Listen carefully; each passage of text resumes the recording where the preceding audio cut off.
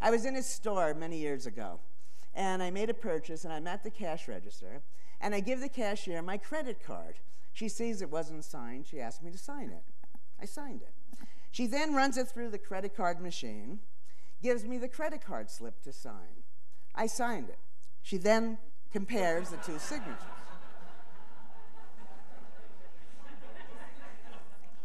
What was interesting to me about this was that she was completely oblivious to the fact that this didn't make a lot of sense. And then I realized that when you're mindless, you're mindless. You're not there to know you're not there. And that's why there are lots of people out there who say be in the moment, and that's great. But no one is ever aware that they're not in the moment. And we're going to talk about how to actually be in the moment. Okay, so more formally, let me define these concepts for you. Mindlessness is when you're on automatic pilot, basically. You're relying on distinctions and categories that you drew in the past. So the past is over-determining the present. You're trapped in a single perspective. And remember, all the while you're oblivious to this. You're insensitive to context and perspective. You have rules and routines that are guiding you, governing what you're doing, that may not make any sense any longer. And the same thing for those of you in business who think that you should have goals. You shouldn't have goals determine all that you're doing, because the goal is made at time one. Now, many years later, it might not be so smart to continue on the path you started on, and it doesn't occur to people to question that. When you're mindful, this is so simple it defies belief. All you need to do is actively notice new things. That's it. As you actively notice new things, it puts you in the present. It makes you sensitive to context and perspective. You can have rules and routines, but these are gently guiding what you're doing rather than over-determining what you're doing. And how does it feel? When you're mindful, you're engaged in what you're doing. You're literally and figuratively enlivened by this experience of simply noticing new things. Now, what happens is when you notice new things, that reveals to you that you didn't know that thing as well as you thought you did. So then your attention naturally goes to it. All right? People think, and we teach in schools, in businesses, people believe that they should have certainties. They should know something so well that they don't have to think about it anymore. And that's wrong. Since everything is always changing, since everything looks different from different perspectives, we have to be careful not to confuse the certainty, the stability of our mindsets with the underlying phenomenon. Things are changing. You want to hold them still, hold them still. But in fact, they're different. And if we can appreciate that, the inherent uncertainty in everything, everything stays interesting to us. So I was at this horse event. This was life-changing for me. Now, Gina gave me a lovely introduction. She only told you half of how wonderful I am. I was an A++ student. I memorized everything. I was the student you hated, even what was under the pictures when I was younger. Now, I'm at this horse event. This man asked me, can I watch his horse? Because he's going to get his horse a hot dog. What, are you kidding? Horses are herbivorous. They don't eat meat. I don't say this to him, but I say this to myself. He comes back with the hot dog, and the horse ate it. And it was at that moment that I realized virtually everything I knew, like 1 and 1 is 2, is wrong, at least some of the time. What happens is science, whether it's physics, psychology, biology, it doesn't matter. Science can only give us probabilities, but it's more fun to write about in textbooks and newspaper articles, absolute facts. And so what happens, these maybes get translated into absolutes. Not some horses, under some occasions, don't eat meat. Horses don't eat meat. Wouldn't you think that it would depend on how big the horse was, how hungry the horse was, how much meat was mixed with how much grain, and so on? And all of these hidden aspects of the research, if we were doing, do horses eat meat, get lost. This is going to become important when I start talking to you about the medical world. I believe that the vast amount of money and time we spend to increase people's health, to reduce depression, to teach people to be innovative, wouldn't be necessary if we weren't taught to be mindless in the first place. No matter what we're doing, giving a talk, playing golf, I don't know, what do you do in Aspen? Walking the nature trails, looking at the beauty. No matter what you're doing it mindlessly or mindfully. And the consequences of being in one state of mind or the other are enormous. Now, I'm an academic, sort of. So I have to say, most of our suffering, just among us and the other 5-10 million people I've said this to, all of our suffering. That's a very big statement. I'm saying that all of our suffering, personal, interpersonal, societal, is a function directly or indirectly of this mindlessness. And I've been doing this for a very long time, since the early 70s. That's why I'm the mother of mindfulness. I started when I was 12. So for all these many years in these studies, we make people more mindful, and I'm going to give you examples of all of this, and then we vary the measures that we take. And here are some of the things that we found. This is only a partial list. And I'm not going to have time to talk to you about all of it, but basically everything increases and the bad things all decrease. In a very early study I did, we took elderly people in a nursing home, we gave them mindful choices, we went back 18 months later, and we found they live longer. And that was the beginning of a lot of what we now take for granted in mind-body medicine. Okay, so thus far, I'm sure you all agree with me, that mindlessness is pervasive, that virtually all of us are mindless most of the time. We don't see what's right in front of us. We think we know, but we don't. And a cute way of understanding this mindlessness is that we're frequently in error, but rarely in doubt. Okay. So I want for each of you, if nothing else happens, the next time you say to somebody clearly, anytime you think you know for sure, recognize that from different perspectives, the answer will change. 1 and 1 is not always 2. Okay, so no matter what we're doing, whether it's at work, at home, if we do it mindfully, it's going to work to our advantage. So it's not just that our mindfulness increases our performance.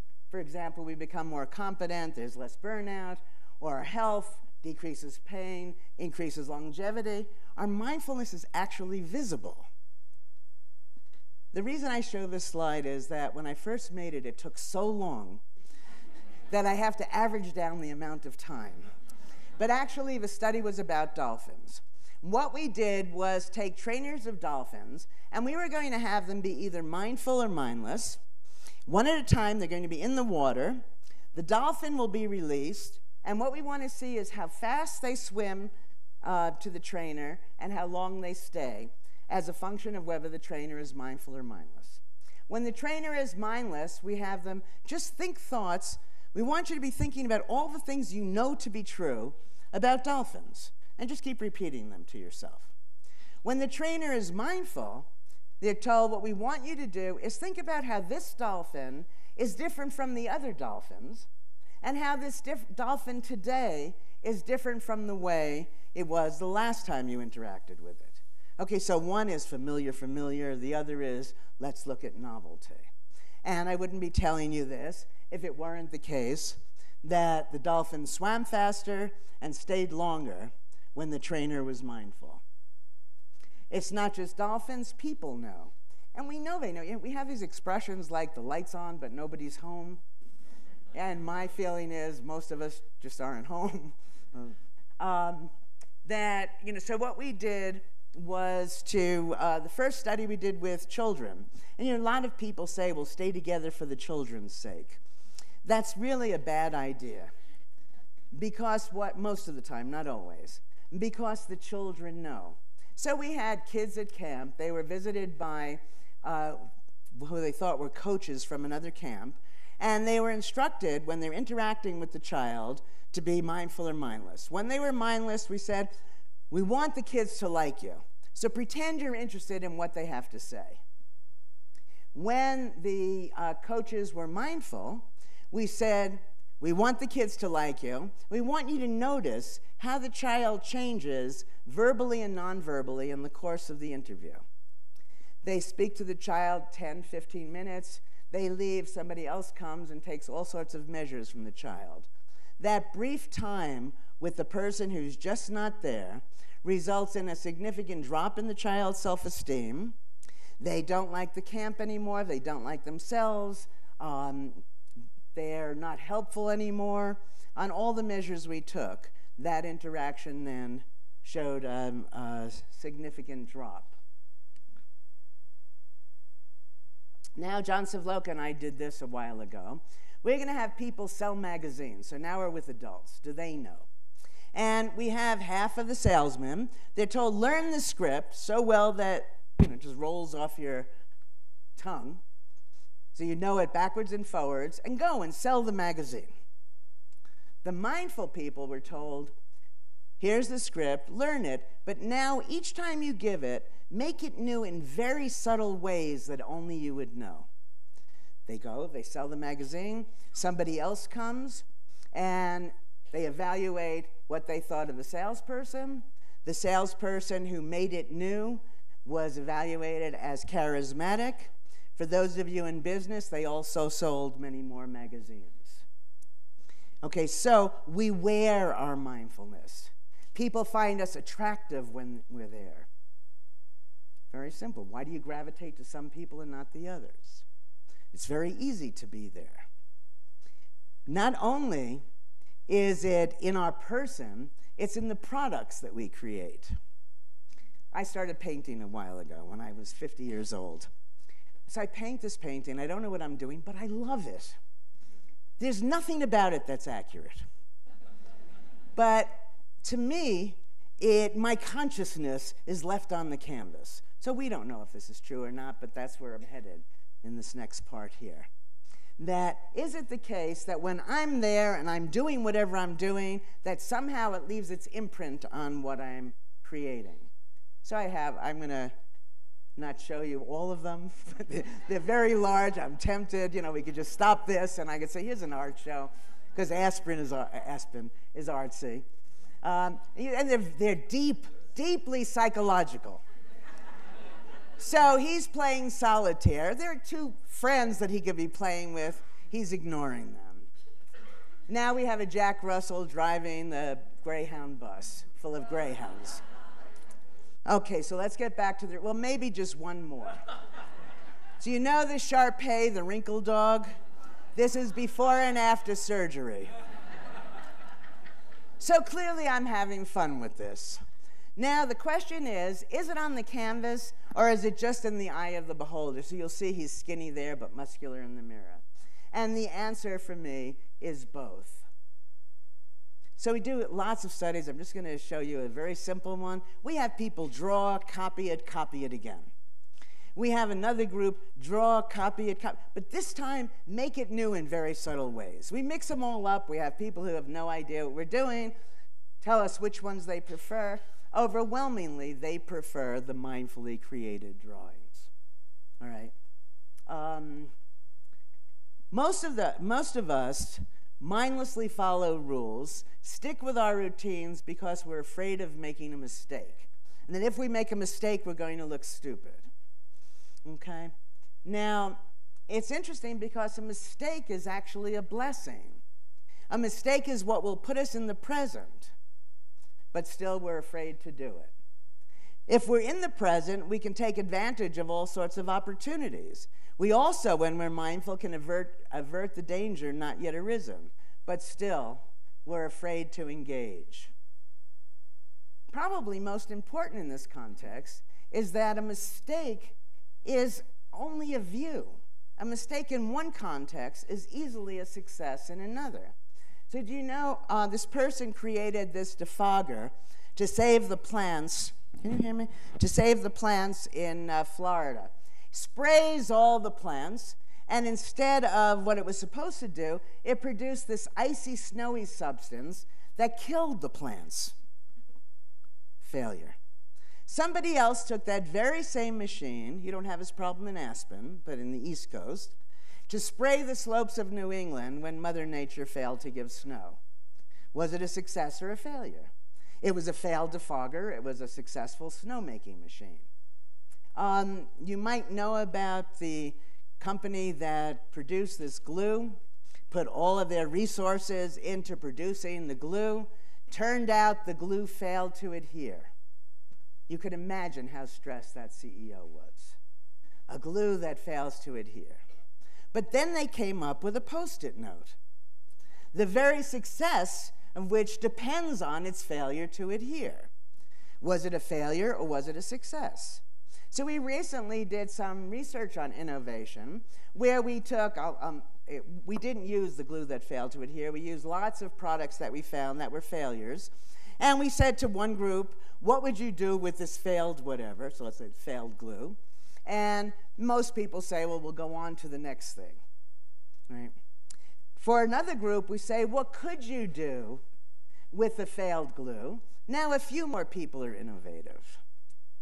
Now for the third group, we say, what would you do with a product that adheres for a short amount of time? And now the overwhelming majority of people are able to be innovative. When they bring it down to the level of property. When you say, what are you going to do with a failure? It's very hard to get past that. Okay. Okay, so here, this is fun painting of mine. I say to somebody dear to me, before this dog is in the painting, I say, I want to put the dog in. Which cabinet should I remove? She says, well, take out this cabinet over here because you'd never have a cabinet over a stove. I say, when would you have a dog doing dishes? Okay.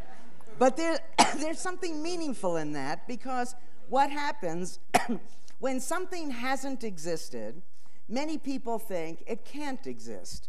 The moment it does exist, we assimilate it so quickly we act as if it was always there, which hurts our being innovative ourselves. More about this in a little while. Okay, so I take out the cabinet, I put the dog there. Now I'm painting. I think that I'm reaching into this color, but instead I reach and I get on the brush, I get magenta. I start painting, all of a sudden I know it. Oh my God! And I get a paper towel, one of my favorite painting implements, and I start rubbing it. Okay, now, there are several things going on here that I find really interesting. And for me, and this is discussed in the On Becoming an Artist book, you know, I paint, I have some experience, then I go ahead and do the studies to see if it's true for just me or more generally true. What was happening here? It didn't make any difference what color I was using, but still I reacted like, oh my gosh. And it occurred to me that that's what we do with all the decisions that we make. For something to be a decision, it means there must be uncertainty. If there's no uncertainty, there's no decision. The moment we make the decision, oh, I'll use this color, everything else then becomes wrong. If, when you made the mistake, you reflected and realized it was just a decision, there was all this uncertainty before you made it, it wouldn't be so terrible that now you're going in a slightly different direction. Then I look up and I see, you know, I like the cabinets better this way. And that's what the study that I'm going to tell you about is all about. That if when you make a mistake, you go forward and incorporate the mistake into what you're doing, you will be mindful. If you're doing it mindfully, you will probably end up with a better product. All right? So we have three groups, basically. We have one group that we say, if you make a mistake, forgive yourself. That's the pablum we give each other. It's human to err. Another group we don't have make a mistake. The important group, we have them, if they make a mistake, to incorporate it and go forward. Now, when everybody first comes in, we ask them some questions that'll be clear in a moment. We say, what did you have for breakfast? Okay, and they answer this. Now they're in the different groups, and we're going to have everybody, it depends on the study, sometimes they're drawing, sometimes they're writing essays, building things. We say to them, we want you to write an essay about morning. Halfway through, we give them a questionnaire, and the questionnaire says, we know how hard it is to think about morning. Now morning is spelled M-O-U-R-N, grief. So they made a mistake. We primed cock-a-doodle-doo, so everybody is thinking morning, and they're all writing about the sun is shining, and Aspen looks beautiful, and the flowers are in bloom, only to see that they were supposed to be writing about grief. Now you go back to what they're doing, and the question is, those who go forward and incorporate this mistake into what they're doing, what will they produce? And it turns out that what they produced were evaluated as better than even those people who didn't make a mistake. We don't need to be so afraid of making mistakes.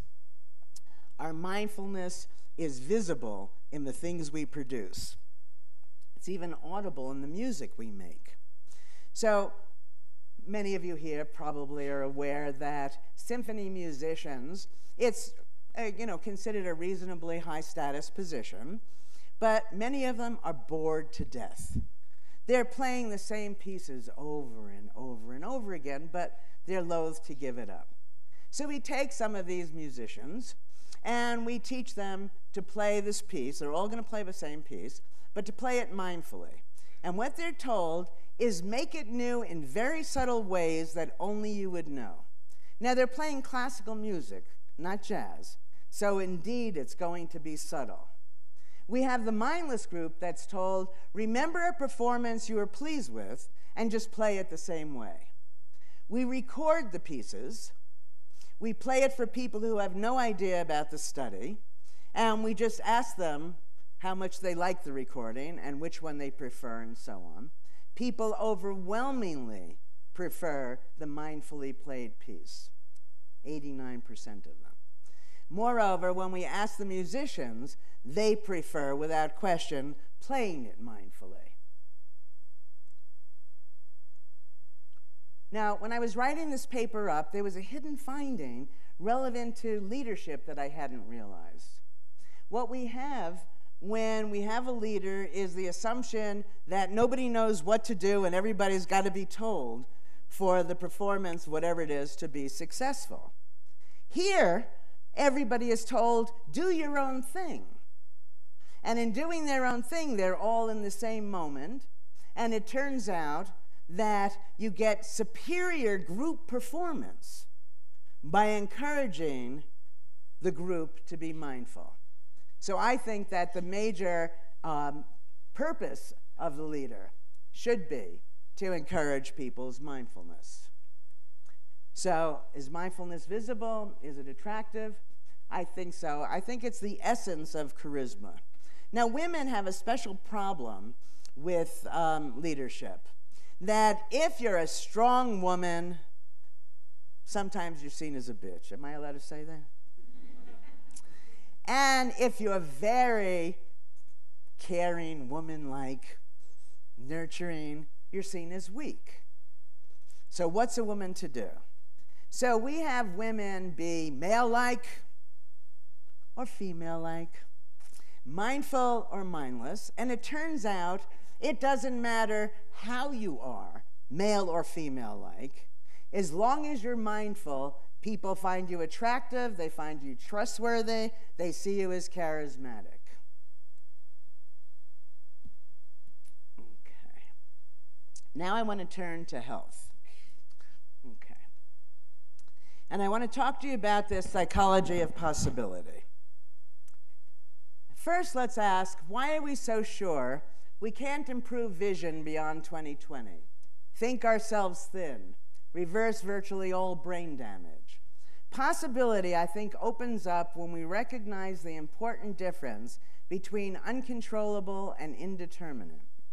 There is no science that can prove uncontrollability. All we can show in any experiment is that we tried this and it didn't work. That doesn't mean, it never means that something else wouldn't have worked. It's very important. Just think about it. You can't find your keys. If you're sure that they can't be in the basement, you're not going to look in the basement. If you say, it's not likely that they're in the basement, then you may go down there and they may be there. You don't try what you think you can't do. But we can never know that we can't do it.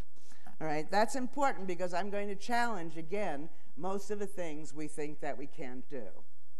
And say that once we recognize that the things we thought we couldn't control, that the best we can say is we don't know, then we may be willing to consider some new ideas. So first I want to talk to you just briefly about some medical vocabulary.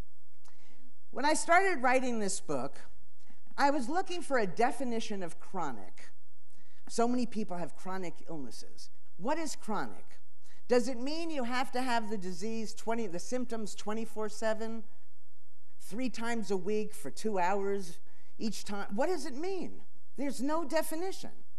It's very important. The reason it's very important is because what's happening when you don't have the symptoms? And by not asking that question, we give up an enormous amount of control over our health. So let's just say, for example, we can do it with any of them. Let's take asthma. Let's say when you're with Gina, you need the inhaler. When you're with me, you don't need the inhaler. If you were paying attention to the variability in the symptoms, when are they more, when are they less, when are they even not there, then you ask the question, why? And then you would find that, I should have done it in the reverse, Gina, forgive me. Then you find, well, stop seeing Gina. You won't do that. Or make the interactions with Gina more than they are with me, more like they are with me. I don't know if I'm being clear about this. Whatever some people who are depressed think they're depressed all the time. No one is depressed equally all the time. It's ridiculous. But what happens is that when you're not depressed, you're not thinking about being depressed. And then when you are depressed, you're back where you were before, so you think you're depressed all the time. So if you just kept track of it, you'd immediately feel better to see, yeah, I thought I was depressed all the time. I'm not depressed all the time. But then you do the simple search for why now am I not depressed, and try to replicate that experience for you. We have a culture that has made everything into a disease. How many of you are dyslexic? Okay. Now, for people who are dyslexic, to walk around with that, if I gave you a page to read that had 250 words on it, probably you'd miss 1 word, maybe 2. So the mathematicians who got adding the 500,000 right, somebody tell me what percentage is 2 over 250? We know he's getting at least 96% of what he's reading correct. Doesn't it seem odd to define yourself by what you're missing? Now, if you said, why am I getting these words wrong and not these other words? Then you can start to possibly fix the problem. But we don't do that. The doctor gives us a diagnosis, we assume we have it all the time, and in that assumption, we give up all of the control that we could otherwise exercise. So we have people who are arthritis, we teach them this attention to variability, dyslexia, asthma, many diseases, some MS that we're just starting now, and we find great improvement. And I think it's going to speak to all diseases. Did you understand? You don't have the symptoms all the time. When do you have them? When don't you have them? Why? Well, when you're searching for those answers, you're being mindful, which is good for your health, even if you don't come up with the answers. Okay? Now, another thing I noticed is the use of the word remission.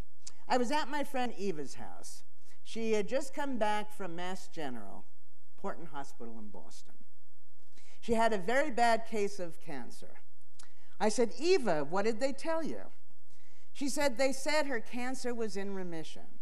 And at that moment, I thought, interesting. If I took the exact same test, presumably they'd tell me I don't have cancer. Why is it that I don't have it, but she has it in remission? It's very different. When you have a cold, and the cold goes away, Do you say to yourself your cold is in remission? Now you could, because when you get another cold, that's going to be like the last cold in some ways. That's why you call them both colds. But each cold is also different. It's the same thing with cancer, that each cancer is similar, so you could see them as the same and then think the cancer was in remission. Or you can note that there are ways they're different. Excuse me, in which case, seeing yourself as cured is much more appealing. When you see yourself as in remission, you're waiting for the cancer to come back. Stress has been grossly underestimated, I believe, in its effect on us, on our diseases. In fact, I think it's probably more important than anything else in the whole disease process. We don't have time for that now. I can make all sorts of statements that I don't have to back up because we don't have time. Okay, so what we do is we take women who are had a bout with breast cancer, and we see, do they see their breast cancer as in remission or cured? We go back a year and a half later. We give them all sorts of psychological and physical tests, and those who saw their cancer as cured fared much better across all of the measures. Basically because they weren't spending their time worrying about their cancer. Okay, now remember when I told you about those hidden decisions about the horse? You know, how much meat mixed with how much grain, how heavy is the horse? We need to know these things in order to be able to assess whether the horse is going to eat the hot dog or not. It's the same thing in all of our medical studies, that there are hidden decisions. How much do we have to add of this or that in order to get the effects that we get? And those decisions that are hidden for us make it easier for us to declare with these medical studies that the outcome is absolute. That becomes, that if you eat sugar and you're a diabetic, X, Y, and Z is going to happen. Well, it turns out if you don't eat any sugar, you're probably going to end up with neuropathy. But that aside. All right. What I'm trying to tell you is that what we do is we're taught to maintain this illusion of stability. We want to know. And when we want to know and when we think we know, we don't pay any attention anymore, because you don't pay attention because you know. And that's our biggest problem. This noticing new things reveals to us that we don't know. For virtually all chronic illnesses, there are moments of little or no symptoms. When there are no symptoms, does the person still have the disease? What causes the symptoms to go into spontaneous remission? How do placebos work? Just think about placebos. 27% of the people with virtually any disease will be cured with placebos. You have to have some doctor give you a pill that's inert. The pill is not doing a damn thing. That's why it's a placebo. For you to get better. Who's making you better? We're making ourselves better. And what I'm trying to do is to make that control more direct. Biological theories can't explain placebos. They can't explain spontaneous remissions. But I have an explanation that I think can explain it. Before I have to appeal to dead white men, before I tell you what this theory is. Schopenhauer has said, all research passes through 3 phases. First, it's ridiculed. Second, it's violently opposed. Third, it's accepted as if it's self-evident. We knew it all along. Einstein said, if an idea isn't absurd at first, then there's no hope for it. Okay, so here's my idea. And here are some studies that we have conducted to test it. Mind and body. Now, I'm sure you've all heard of the mind-body problem. For those of you who don't know how to articulate it, the mind-body problem is, how do you get from this fuzzy thing called a thought to your microphone, to something material, to the body? And that has held up research for a very long time. I want to argue that, at least for heuristic purposes, let's just do this and assume it's true, that mind and body are just words. They're just concepts. And if you put the mind and body back together, then wherever the mind is, so too is the body. It's just that we don't need mediators. If Ellen is over here, Ellen is over here. My mind, my body, my elbows, all of me is over here. Okay? So we did a series of studies where what we were going to do is put the mind in a healthy place and take our measurements from the body. So the first one has become called the Counterclockwise study. And I did this study many years ago. What we did was we took, this time, men who were in their 80s, and that was when 80 was 80, not the new 60. These men were old. Right. They were old. I mean, I remember sitting in my office. They would come to show up for the study with their adult daughters, usually. And I'm saying to myself, what am I getting myself into? Because I'm going to take them away for a week. And I don't know if they're going to live through the day. Honestly, that's what it was like. And what I was going to do was have two groups of these men. One group was going to go to this timeless retreat that had been retrofitted to 20 years earlier. They were going to live for the week as if it really was that earlier time. They would be speaking about events from the past, but they would be speaking about them in the present tense. They were told to correct each other if anybody started to talk about it as if it was the past. So for them, in all ways, it was 1959.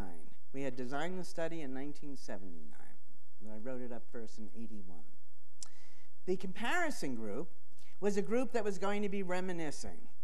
They were going to be at the same retreat, watching the same movies, talking about the same topics, but for them, now was now, and they were talking about the past. Then was then. Now, interesting, the first group I took to the retreat, and by the way, let me tell you that this was pre-Google. I know some of you can't imagine what that was like. To find out what was going on in 1979, you want to find out, go on your iPhone. And by the way, everybody can turn your iPhones off, because on rather.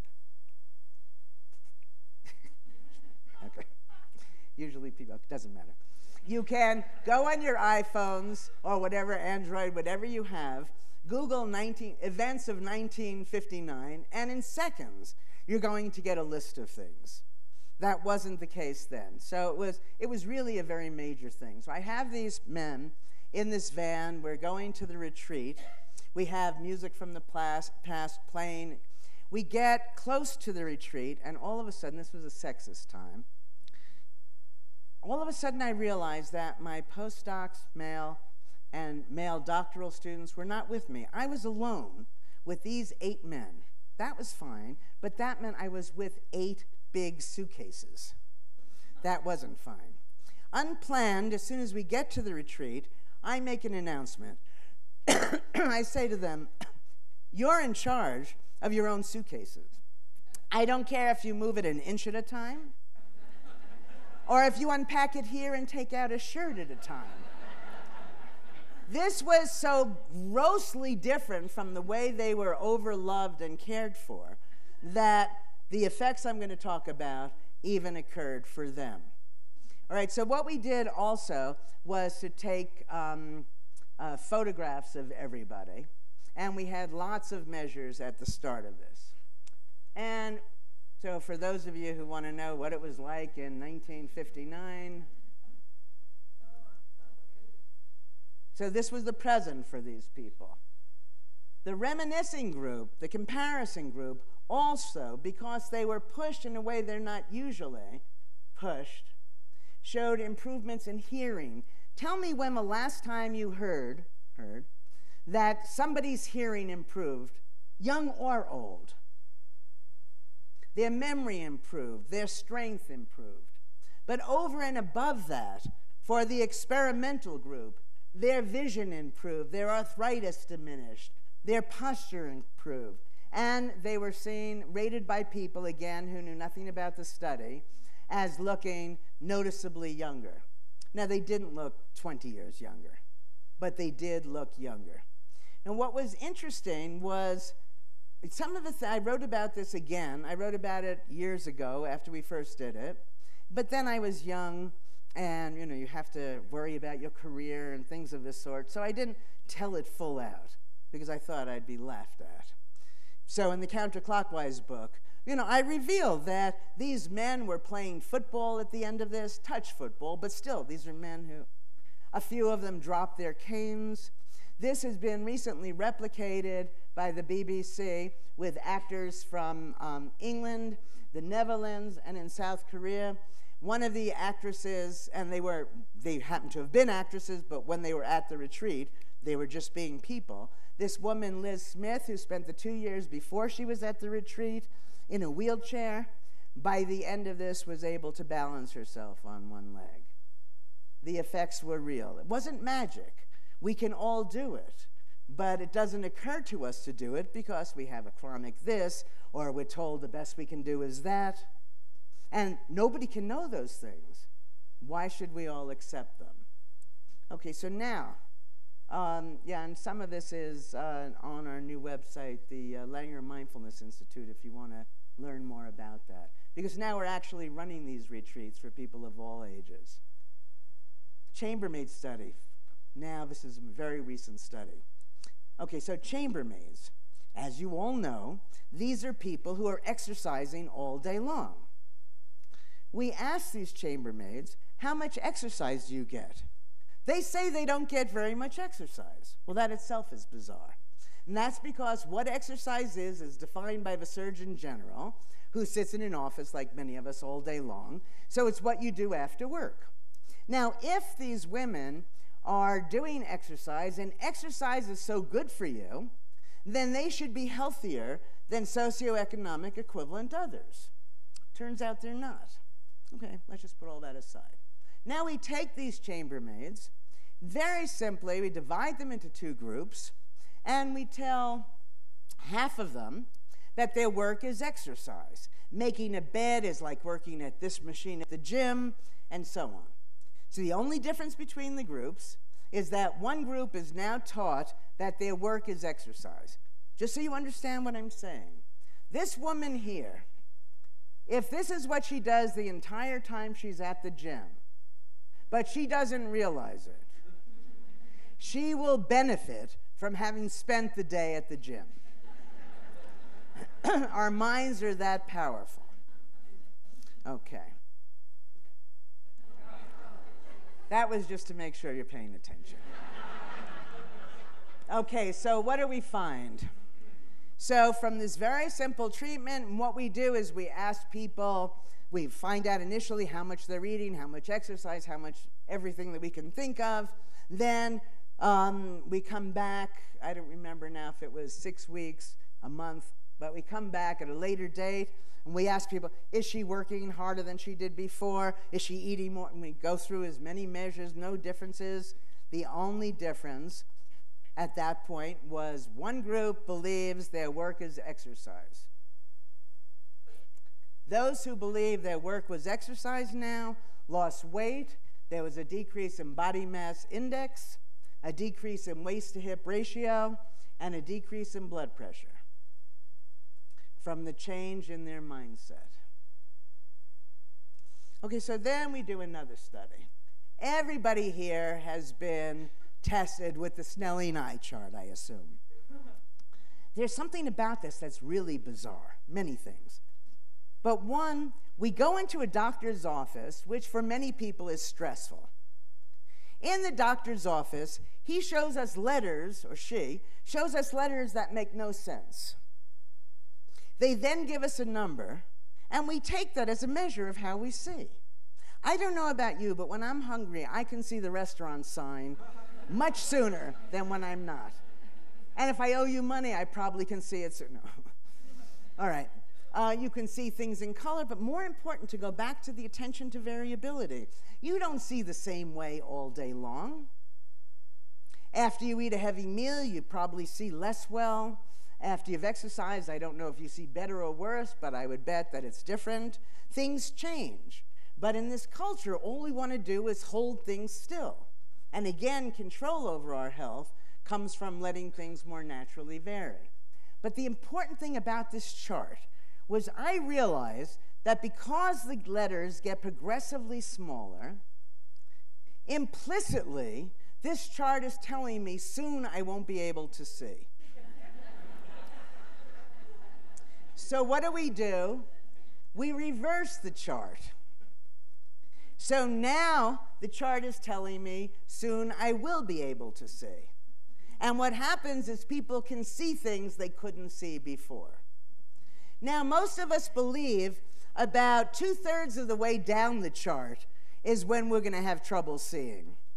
So we start the chart 1/3 of the way down. So now 2/3 of the way down are much smaller letters. And prior to that, people again can see what they couldn't see before.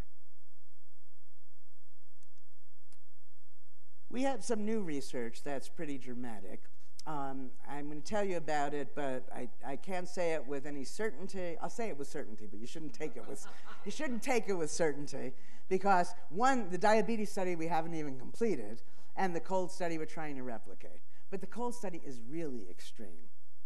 Now, I don't know if you know anything about the history of medicine, but medical people used to believe that psychology really didn't matter at all. That what you needed to get sick was a pathogen. If you didn't have the introduction of some bacteria, whatever it is, virus, you're not going to get ill. Okay. And then they started to think that, well, maybe psychology matters some. If you understand what I'm saying, this is the whole ball game. Maybe psychology. Very extreme. That gives us really much more control than we could have imagined.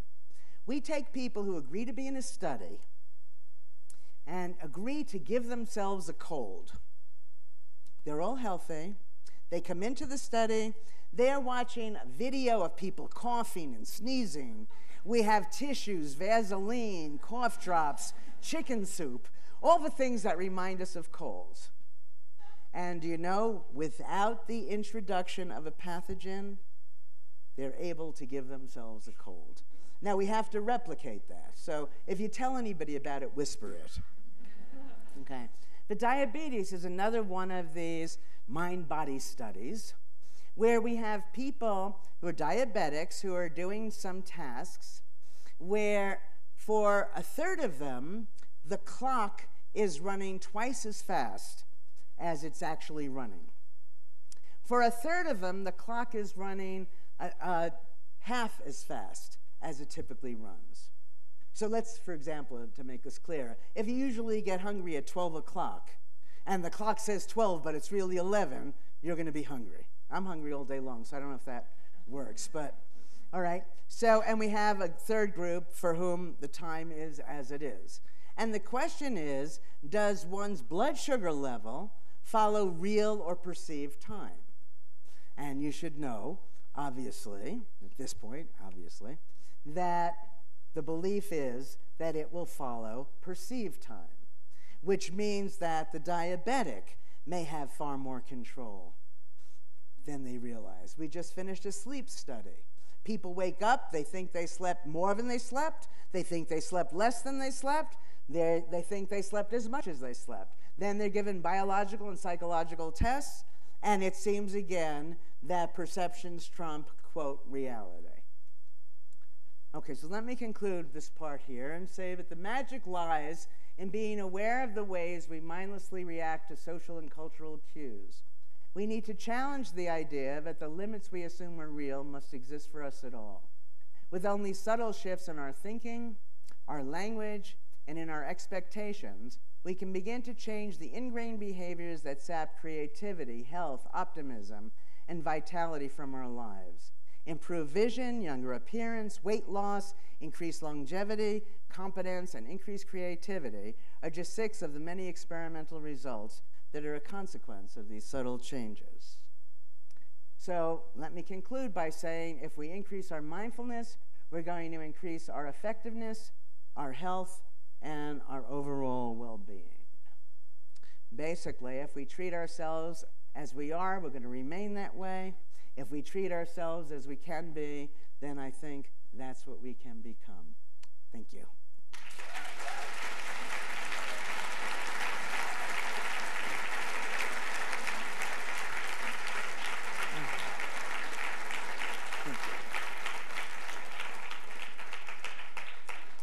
All right, now, challenge me.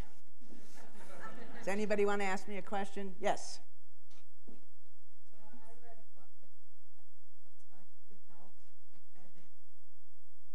It's called Science and Health. Do you know what that is? I haven't read that book, no. It's Christian Scientists. Oh. And this is what this is all about. But when I was told my cat had diabetes, I think, how does my cat think that he has diabetes and create this illness for himself? Well, okay, that's an interesting question. No, that's an interesting question. Now, what I am saying is that we may be able to cure these various ailments, which is a separate question from what brings it about in the first place. Certainly, if I were to, forgive me for this, but shoot you in the arm, you're going to bleed, right? Start. It's not going to feel good. But the question is, the healing, can you affect that healing? And I believe yes. But don't be carried away only by the physical implications of all the things that I'm saying. Because there's a psychological part, the whole first part of what I was saying, that's just as important. But actually, a thought comes to mind. I was doing this consulting in this nursing home many years ago.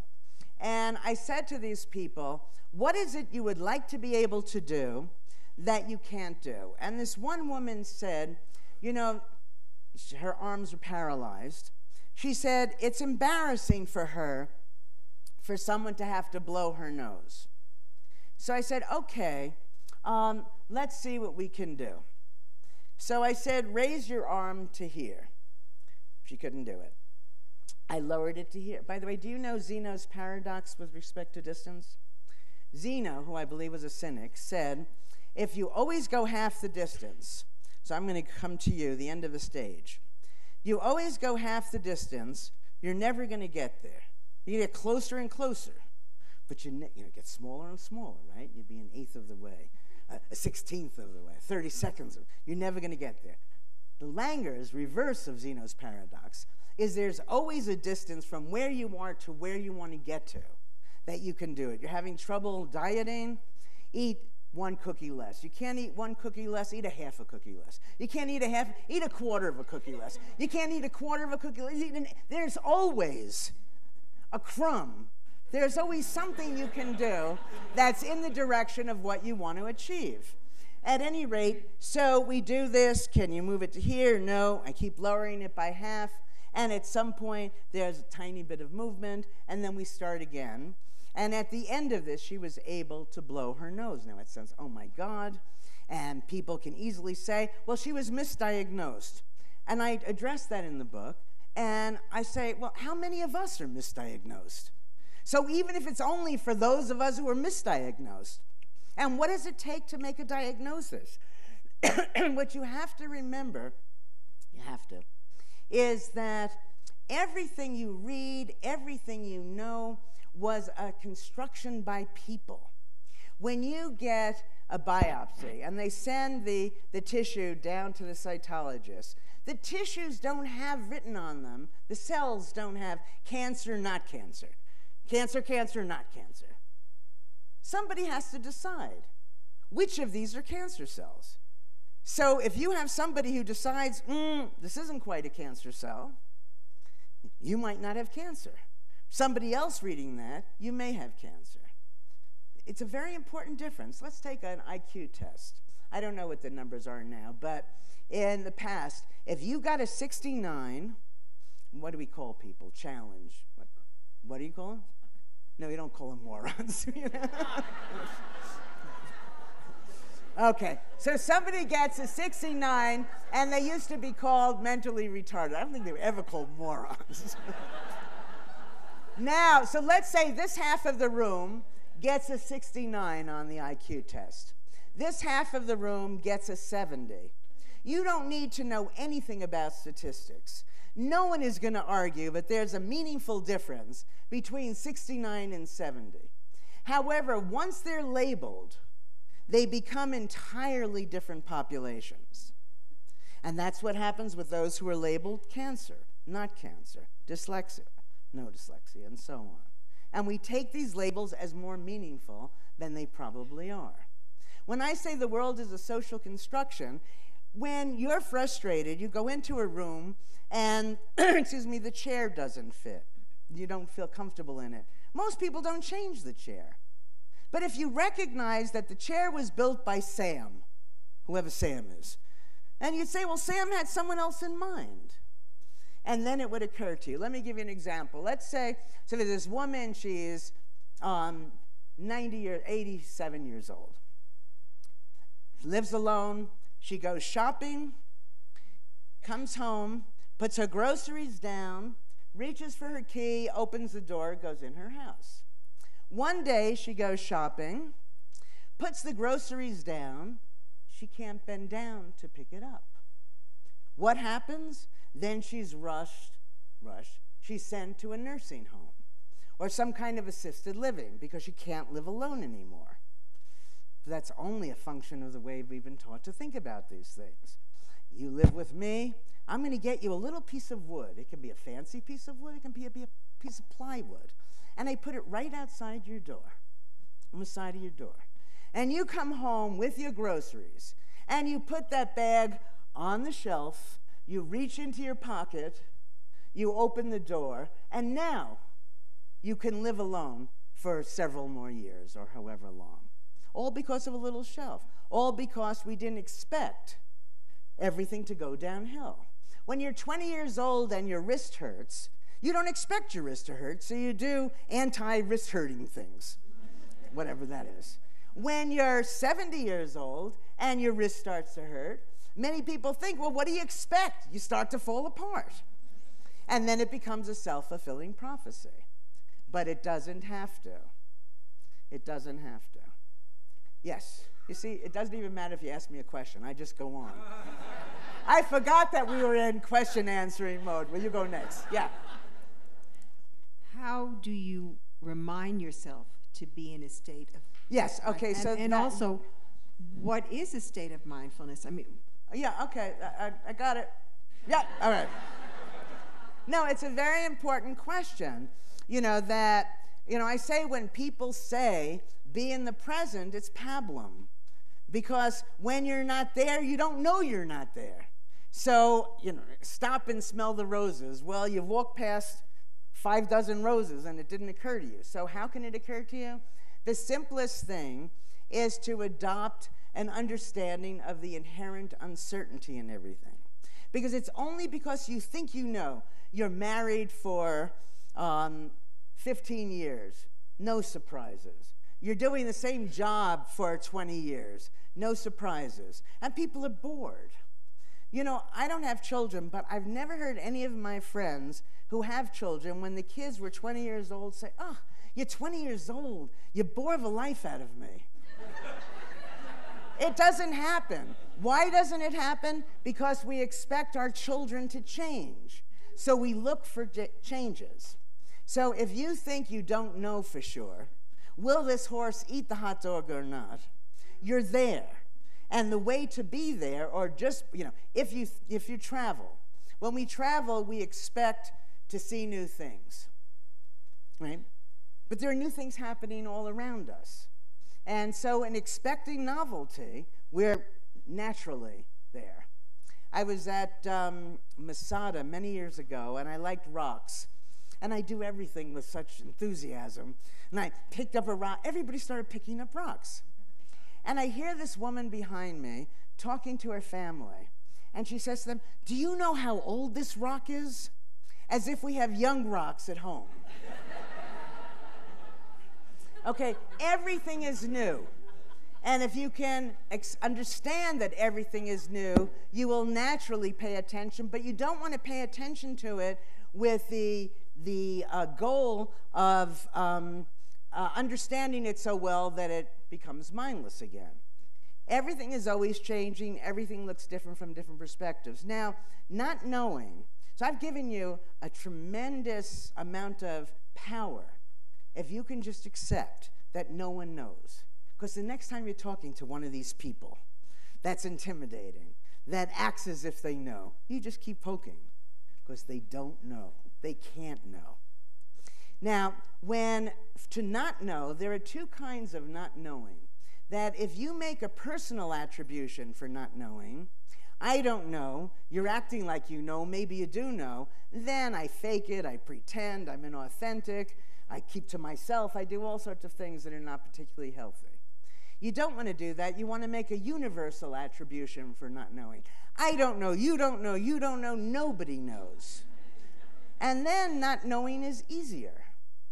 And if you're teaching and you ask a question and the student gives an answer, you don't obnoxiously, which so many of us were taught to do, say wrong, you're an F student. What you would naturally do is say, how did you come to that answer?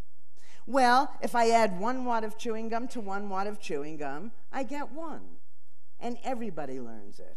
We have been so indoctrinated into a world of better and worse, where everybody wants to always see who's on top, that we misjudge each other all the time and cause a tremendous amount of unhappiness. The amount of money that's spent in this country on antidepressants is staggering. And I think that it wouldn't be if we had more respect for each other. Well, how do you respect each other? What you do is you realize the thing you're calling by some name looks different when called by another name. You may not like me because I'm impulsive. From my perspective, I'm being spontaneous. I might not like you because you're so rigid. From your perspective, you're being dependable, someone you can count on. And you I can't stand because you're so gullible. But that's because you're trusting. Now, I did an experiment many years ago where I took about 300 of these descriptions, and I asked people, circle those things about yourself that you're trying to change, but you're having difficulty changing. So for me, I'd circle impulsive. Then you turn the sheet of paper over, and in a mixed-up order is the positive version of each of these. What things about yourself do you really value? Spontaneity. That's why it's so hard changing people, because they're not doing what we're accusing them of doing from their perspective. Now, if I said to you, do you want me to be, you want me to be less impulsive, I say, now you have to see, do you want me to be less spontaneous? Chances are you won't, all right? And marriages change, relationships change. Okay, yes? What percentage is beginning to change with everything that you're talking about? Hippocrates, a lady went, as you know, Mass General, cancer, you're finished. Then she went down to Sloan Kettering. She ended up at Hippocrates, and she's eating wheatgrass, no opportunity. What percentage of the medical profession in the last 20 years or 30 years has changed? Yeah, I don't know. I know that early on when I gave a talk on the counterclockwise work, when there's a way of reading it so it seems very anti-medical, and even though I begin the book by saying, look, if I were sick, I'd go to see a doctor also. But that's where it ends, what you would do and what I would do, speaking to most people. So I'm giving this lecture to a lot of people, and I'm not aware that a good third of the audience are physicians. When I become aware of it, it's too late. And I never say things I don't believe, but I might be a little less forceful about some of it. Anyway, it turned out that they were more receptive than other audiences because they know they don't know. And it's a burden to act like you know. And so things are changing. I think that the change to my belief isn't coming fast enough. But I think that it wasn't that long ago that the belief was that you needed a pathogen to become ill. Medical world is aware of placebos. Placebos were always a bad name, a bad thing, because the medical, drug company is giving money to test the efficacy of a drug. If the drug can't outperform the placebo, then you can't bring the drug to market. Rather than saying, my God, look at how powerful this sugar pill is. And people are starting to become aware of that. Percentages, I don't know.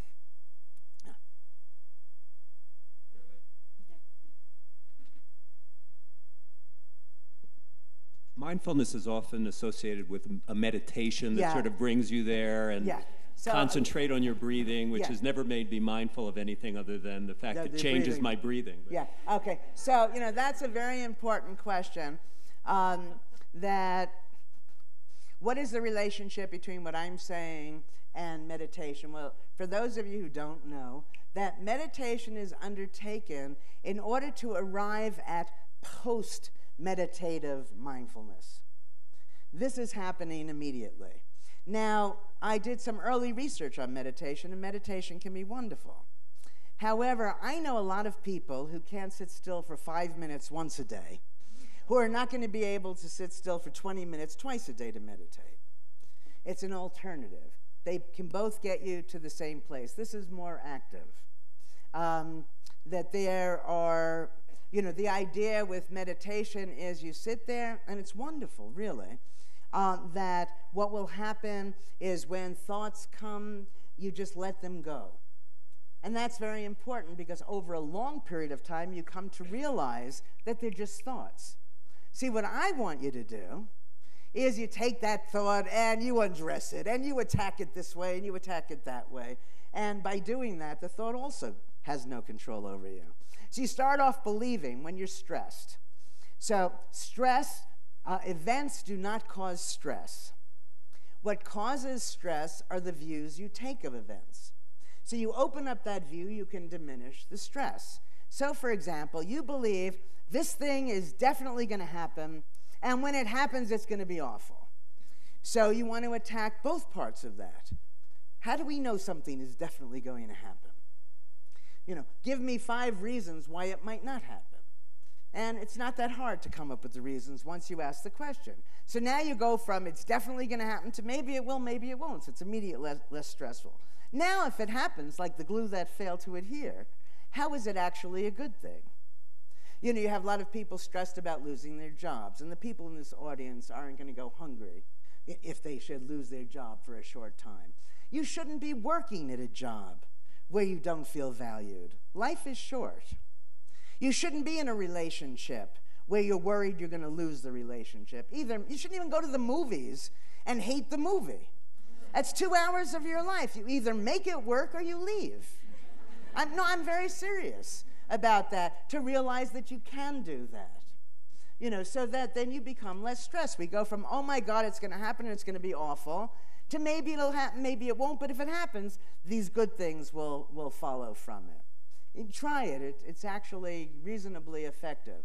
I say to my decision-making seminar students, I say, okay, I've been teaching a version of this course for like 40 years. I've never missed a day. What is the likelihood, and I teach it on Wednesday, let's say. I say, what is the likelihood I'm going to be here next week? Now, these are Harvard students, bizarre. We go around the room, they say 98, 96. How are they doing this calculation? What they're saying is, it will happen, but they don't have the guts to say that. So it's 98, 96. Now I say, so they're all sure it's going to happen. That's how we predict what's going to happen, is what happened in the past. But things are only the same until they're not.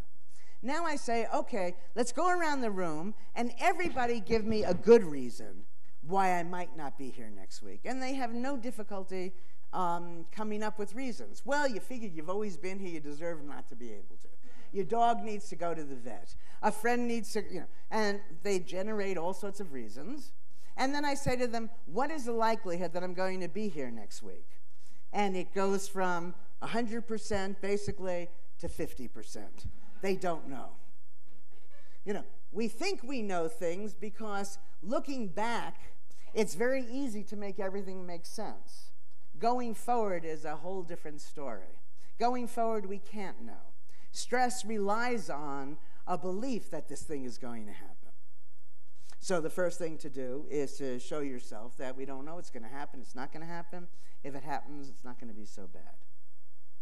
The relationship ends, it's opportunity for you to breathe again, for you to seek out a relationship that better meets your needs, and so on. All right, is there another question? Yes. You're in charge?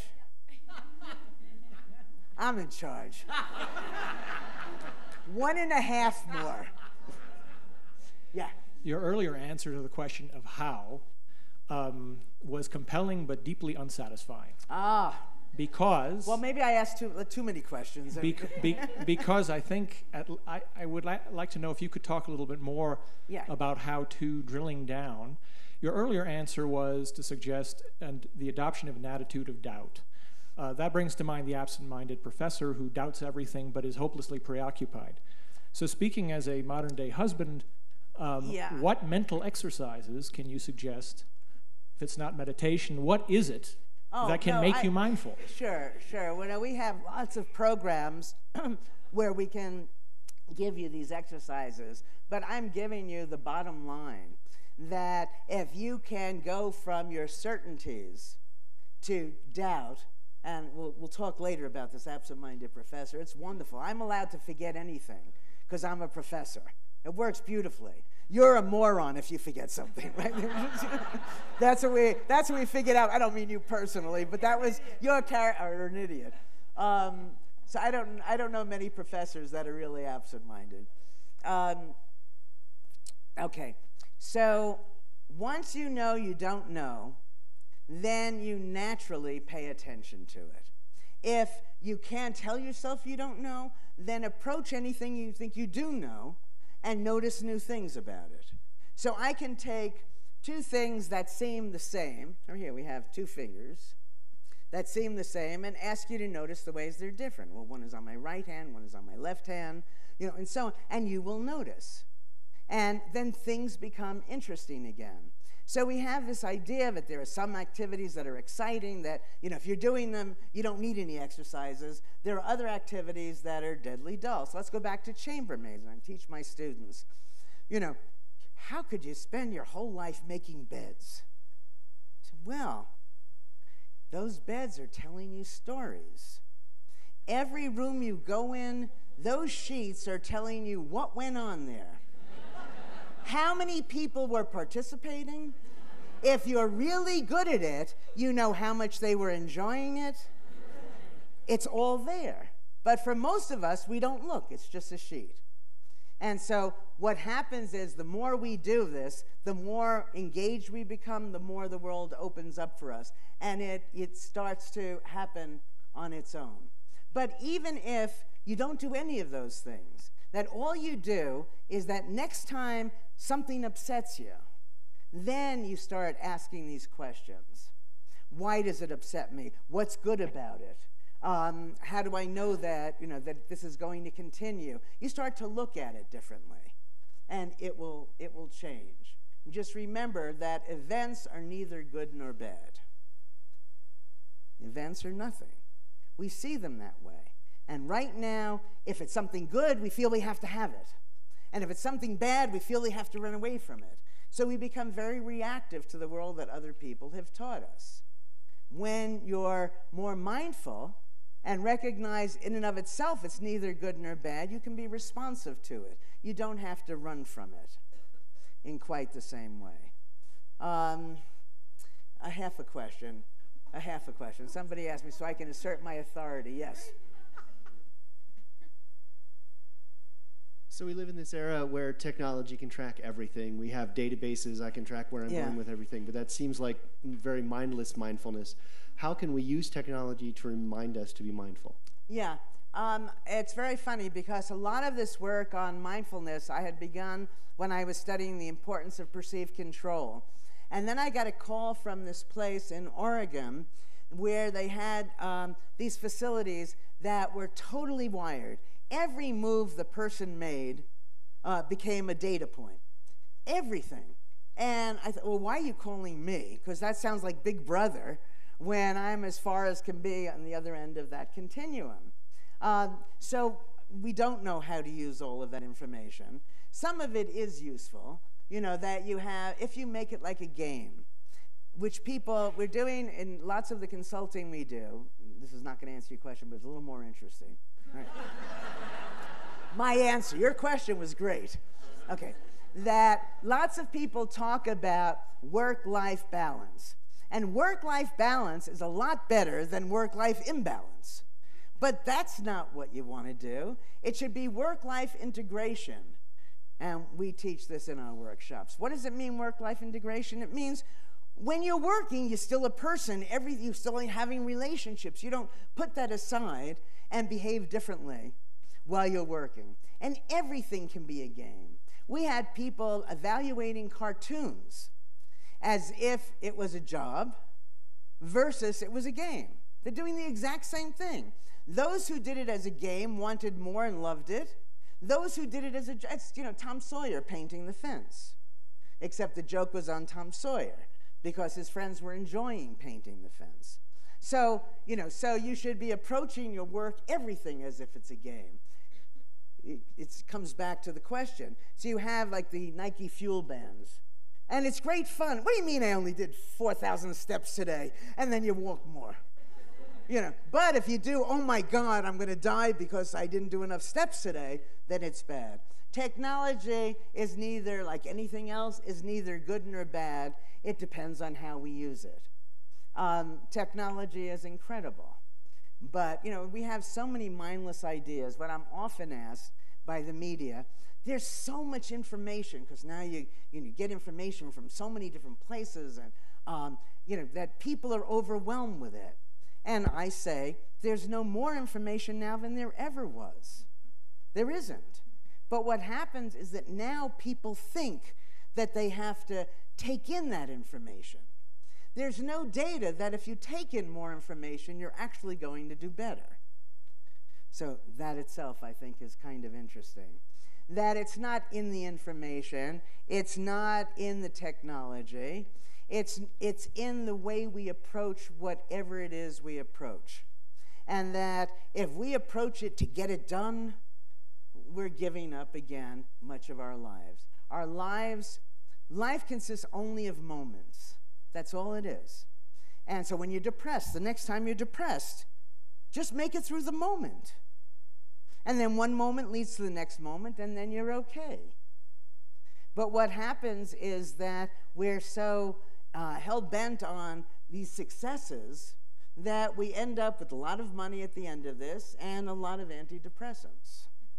And I think that there's another way that is really very easy, that simply amounts to recognizing you don't know. It's okay not to know, because nobody knows. And on that note, I'm going to say good night.